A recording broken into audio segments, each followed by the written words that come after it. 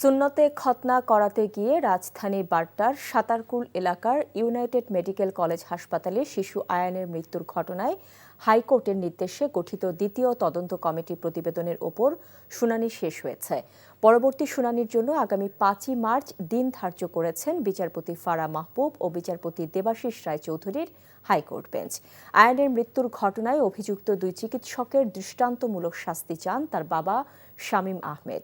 একই সঙ্গে 5 কোটি টাকা ক্ষতিপূরণের দাবি জানান তিনি। শুনানিতে অনুমোদন ছাড়া রাজধানীর বাড্ডার সাতারকুল এলাকার ইউনাইটেড মেডিকেল কলেজ ও হাসপাতালের পরিচালনার বিষয়টিকে হাসপাতালটির বিরুদ্ধে গুরুতর অভিযোগ বলে মন্তব্য করেছেন হাইকোর্ট। ওই হাসপাতালে সুন্নতে খতনার জন্য অতিরিক্ত অ্যানেস্থেশিয়া প্রয়োগে শিশু আয়ান আহমেদের মৃত্যুর ঘটনায় দুই চিকিৎসক এবং হাসপাতালটির বিরুদ্ধে ব্যবস্থা নেওয়ার সুপারিশ সংক্রান্ত তদন্ত প্রতিবেদন দেখে উচ্চ আদালত এই মন্তব্য করেন।